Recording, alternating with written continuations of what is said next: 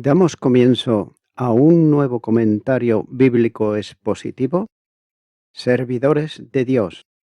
Quien te habla es Manuel Cornejo.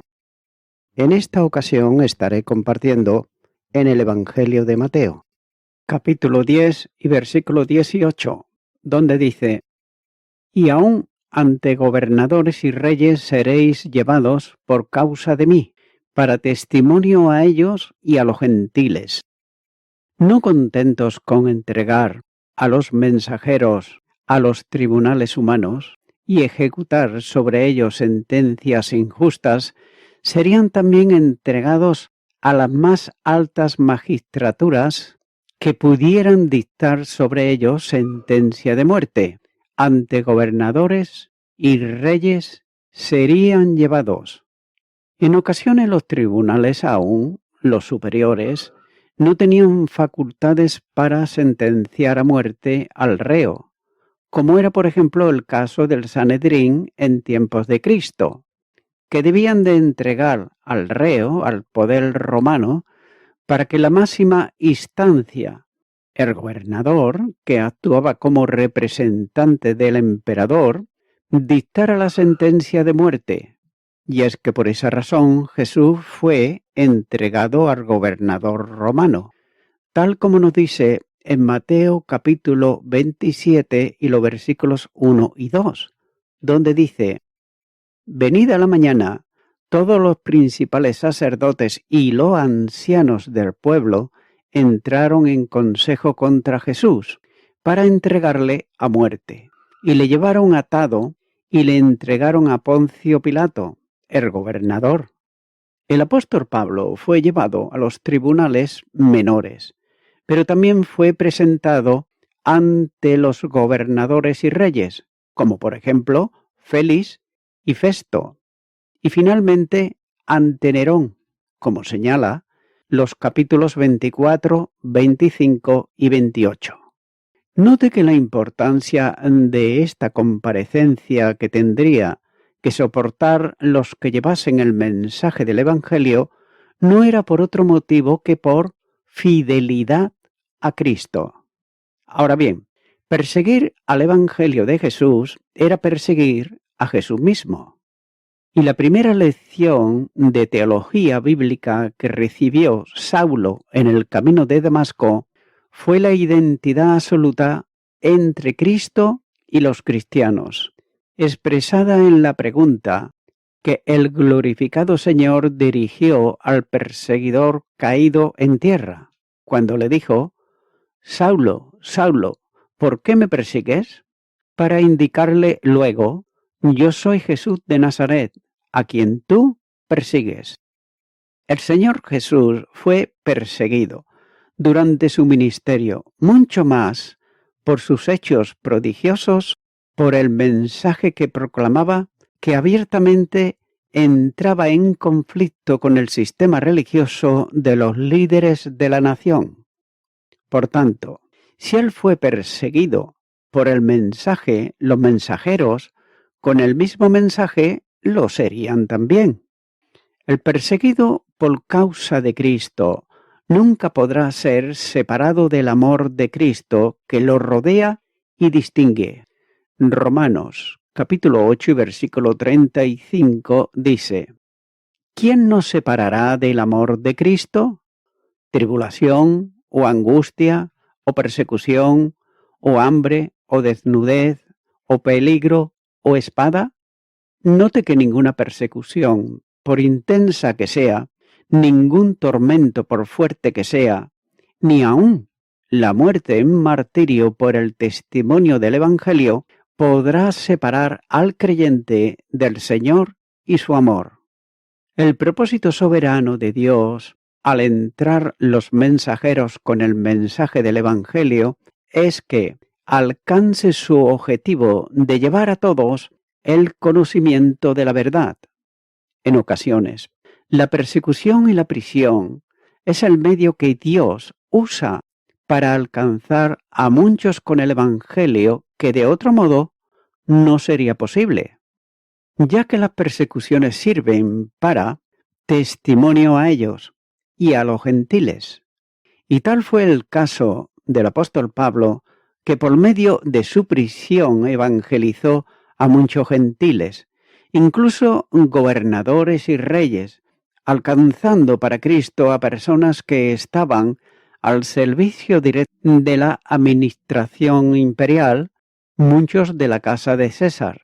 Filipenses, capítulo 4 y versículo 22 dice: Todos los santos os saludan, y especialmente los de la casa de César. Lo que hubiera sido imposible de otra forma lo fue mediante la persecución del mensajero. En todas las circunstancias por las que atraviese el mensajero, tendrá la compañía de quien lo envió, ya que la promesa del Señor es de estar con quienes llevan su mensaje de salvación al mundo, todos los días hasta el fin. Mateo, capítulo 28 y versículo 20 dice: enseñándoles que guarden todas las cosas que os he mandado. Y he aquí, yo estoy con vosotros todos los días, hasta el fin del mundo. Amén.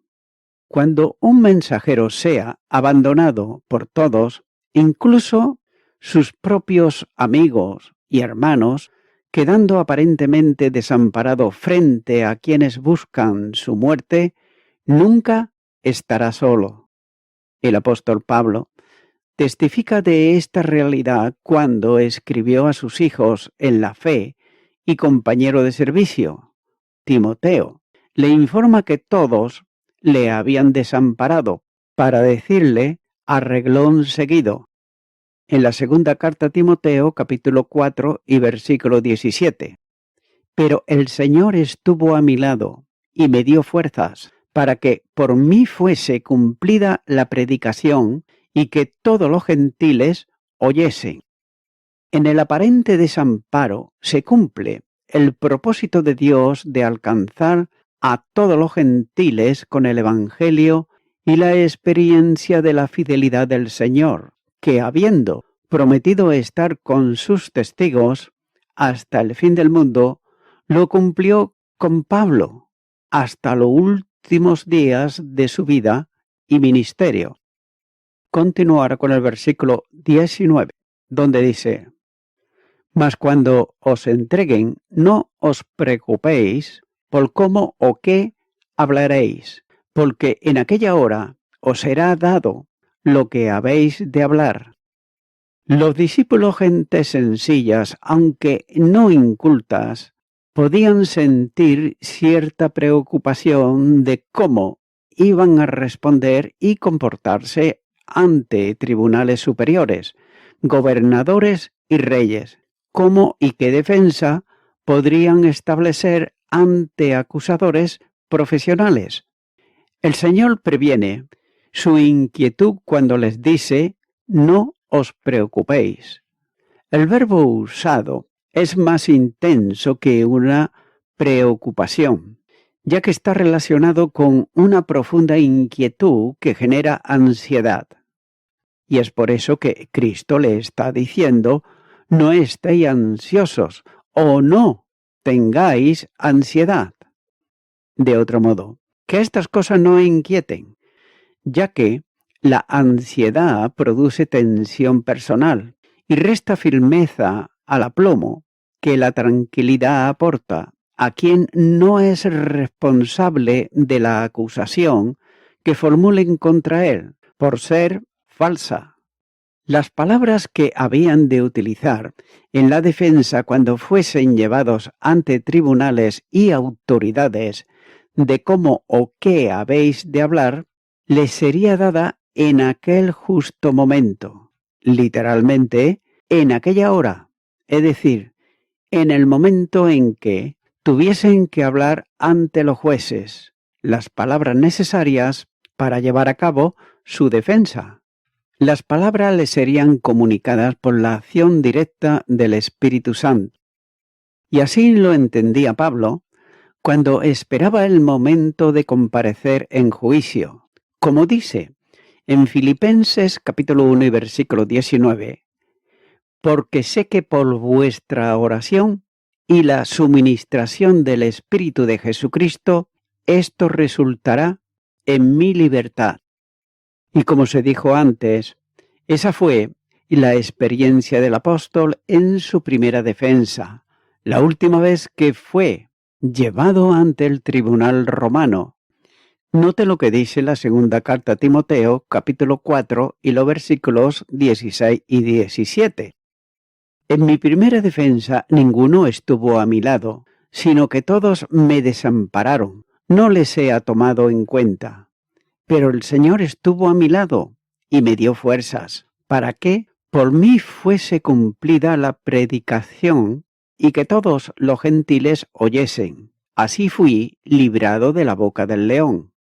Sin duda, nada tiene que ver este texto con el ministerio de predicación en la iglesia, ya que no se trata de recibir iluminación sobre las palabras que decir en el momento justo de predicar, y mucho menos justifica la desidia de no preparar de antemano y con detenimiento lo que se debe de predicar, pensando que en el púlpito, con abrir la Biblia en cualquier lugar, el Espíritu hará el resto.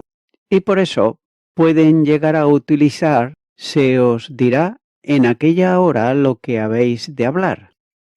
Pero este texto, sacado de su contexto, es el pretexto que algunos tienen para no estudiar las Escrituras profundamente y prepararse en oración, en reflexión sobre el mensaje a predicar o el sermón evangelístico que proclamar. La desidia y la superficialidad ha despojado en muchos lugares al púlpito del poder edificante el ministerio bíblico. Continuará con el versículo 20, donde dice: porque no sois vosotros los que habláis, sino el Espíritu de vuestro Padre que habla en vosotros. De una manera más concreta, Jesús le explica que será el Espíritu Santo quien hable en ellos. Aquí recibe el nombre de Espíritu del Padre, como expresión de relación procedente. Los mensajeros acusados y llevados ante jueces son instrumentos en manos del Espíritu Santo. No es tanto que ellos hablan, sino que es el Espíritu que habla por medio de ellos o en ellos.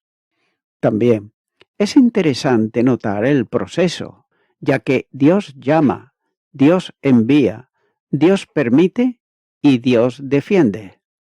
Enviados por Cristo son perseguidos por causa de Cristo y defendidos por Él. El Espíritu Santo actúa en ello asumiendo su defensa. La promesa del Salmo se llevará a cabo en la experiencia de quienes por causa de Cristo son llevados a juicio, como señala el Salmo 37, versículos 5 y 6, donde dice: encomienda al Señor tu camino y confía en Él, y Él hará.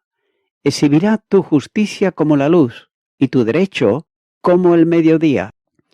En ocasiones, el camino del justo es abrumador por las contradicciones. Muchos se levantarán para acusarlo injustamente, y de esa manera la carga se hace intensa, de tal manera difícil de llevar que se convierte en inquietud y también en angustia.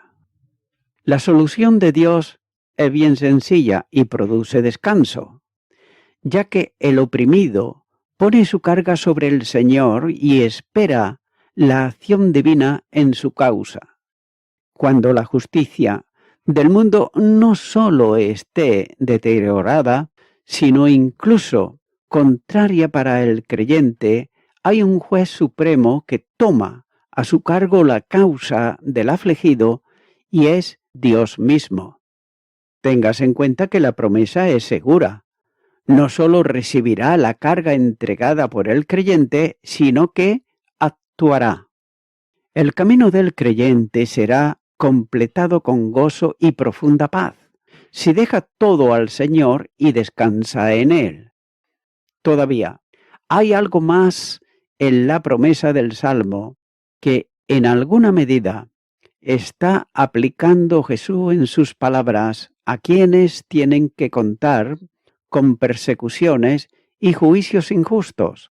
La reputación del creyente entregada en manos de Dios traerá como consecuencia la actuación de Dios, exhibiendo la justicia del justo ante todos los acusadores.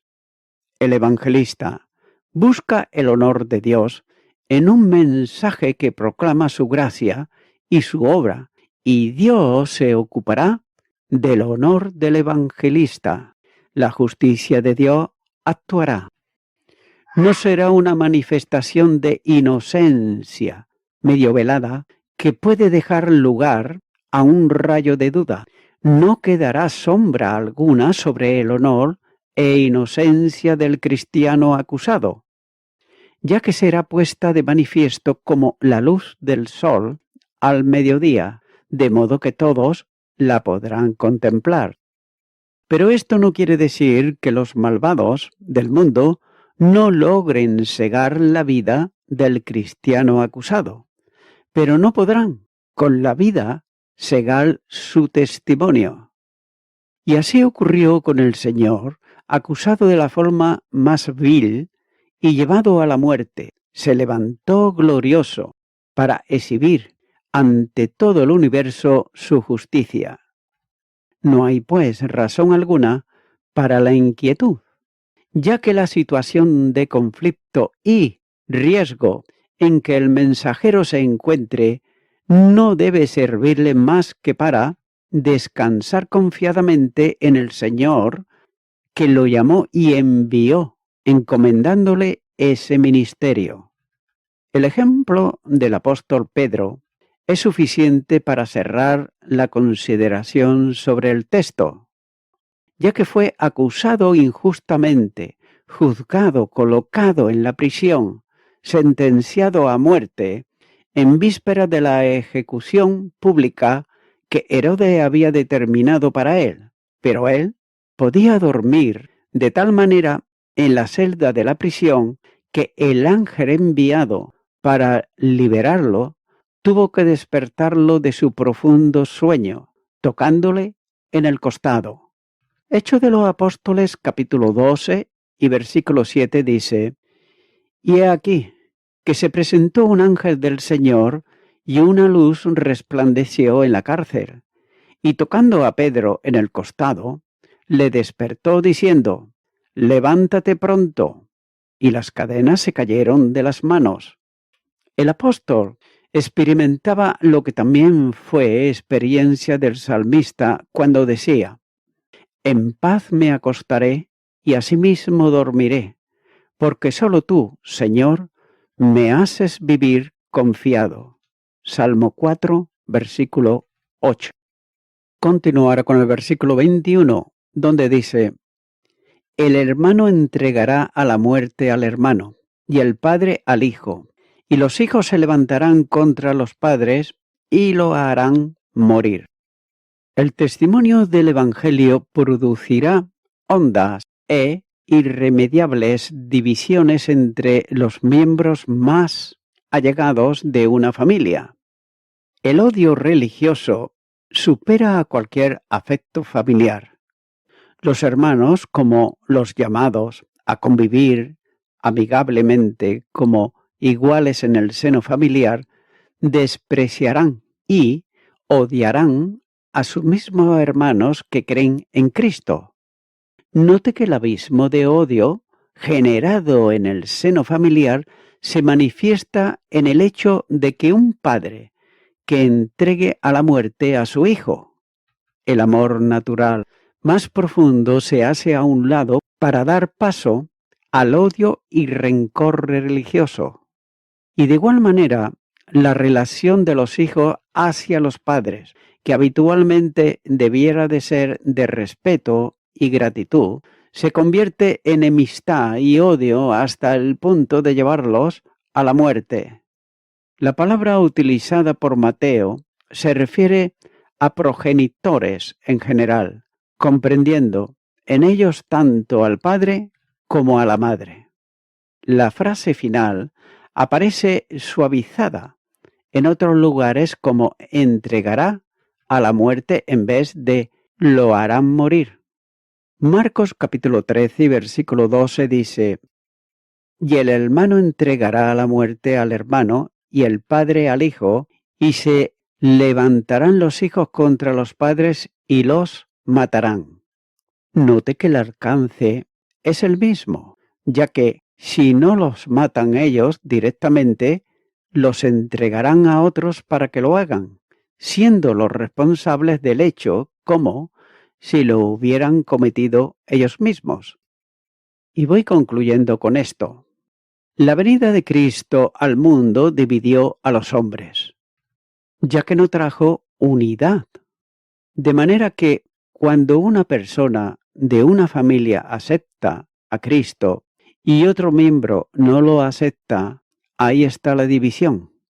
El apóstol Pablo lo expresó bien en la primera carta a los Corintios capítulo 1 y versículo 18, donde dice: porque la palabra de la cruz es locura a los que se pierden, pero a los que se salvan, esto es, a nosotros, es poder de Dios. Amigo y amiga oyente, suele haber personas que hacen más caso a sus familiares o amigos que a Dios. Tal vez, por no incomodarlos, dejan a un lado el llamamiento de salvación que es el Evangelio, que por otro lado es poder de Dios. Pero debe de considerarse ahora que para los que se pierden el Evangelio, dice la palabra de Dios que para ello es locura. Pero para los que lo aceptan, esto es, para aquellos que abren su corazón y creen en la obra salvífica de Jesucristo que llevó a cabo en la cruz del Calvario, para estos es poder de Dios. Y es por eso que, mi amigo, mi amiga oyente, ahora te toca a ti, personalmente, el tomar la decisión de creer en Jesucristo, el dador de la vida, aquel que dio su vida en la cruz del Calvario por ti. Ahora tú puedes aceptarlo o rechazarlo, pero es bueno que lo acepte en tu vida y tendrás salvación y vida eterna. Esto es lo que nos muestra la palabra de Dios. Es por ello que te animo a que ahora puedas hacer una oración de fe. Si no sabes cómo hacerla, te puedo ayudar. Repite conmigo y di: Señor Jesucristo, muchas veces he tenido inquietud en mi corazón por buscarte, pero debido a mis amigos, a mi familia, el qué dirán, no he continuado. Pero ahora que he oído tu palabra, quiero abrir mi corazón y pedirte perdón por todos mis pecados y te acepto como mi Salvador. Gracias te doy en tu nombre. Amén. Amigo y amiga oyente, si tú has hecho esta oración de corazón, te recomiendo que comiences a orar a Dios, en primer lugar, en el nombre del Señor Jesucristo.